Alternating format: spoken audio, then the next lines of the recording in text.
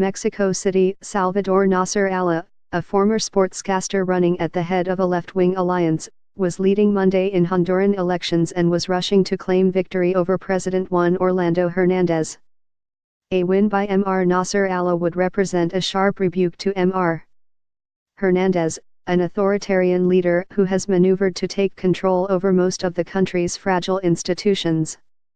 Almost 10 hours after the polls closed, Honduras's electoral tribunal, which is allied with Mr. Hernandez, reported that Mr.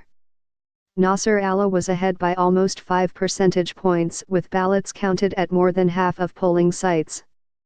"We have defeated fraud," Mr. Nasser Alla told supporters, referring to widespread suspicions that Mr.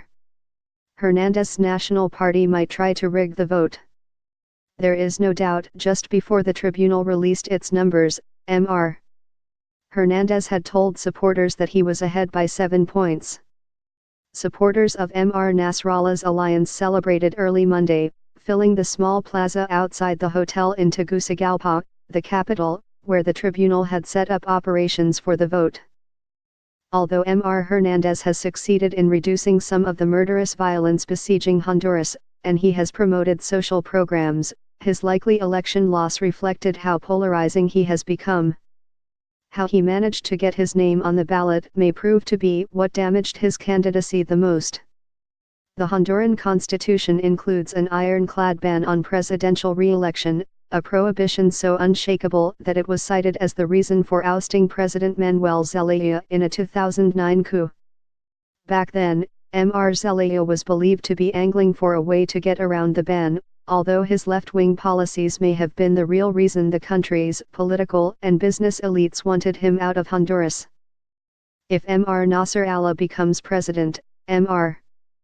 Zelaya will return firmly to the center of Honduras's political scene. As the founder of Libra, the main party in the alliance, Mr. Zelaya campaigned with Mr. Nasser Alla and was widely seen as the alliance's main strategist. The alliance platform was drawn up with contributions from Libra supporters, including ministers and economists who had worked in Mr. Zelaya's government. Although Mr. Hernandez tried during the campaign to portray the alliance as a far-left group allied with Venezuela, at least some voters may have handed their votes to Mr. Nasser Alla because they were nostalgic for Mr. Zelaya, who raised the minimum wage sharply. Mr. Nasser Alla, who did not enter politics until 2011 and speaks on the stump with the cadences of the game show host he once was, has benefited from the perception that he is an outsider who is not corrupt. Mr. Hernandez gambled that voters would be willing to hand him more power in exchange for increased security. When he took office in 2013, drug and gang violence made Honduras the deadliest country in the world outside a war zone. With tens of millions of dollars a year in aid from the United States, Mr.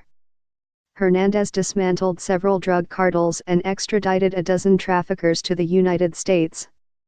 He also set up special investigative units in the police and the Attorney General's office and improved street policing in some of the worst neighborhoods.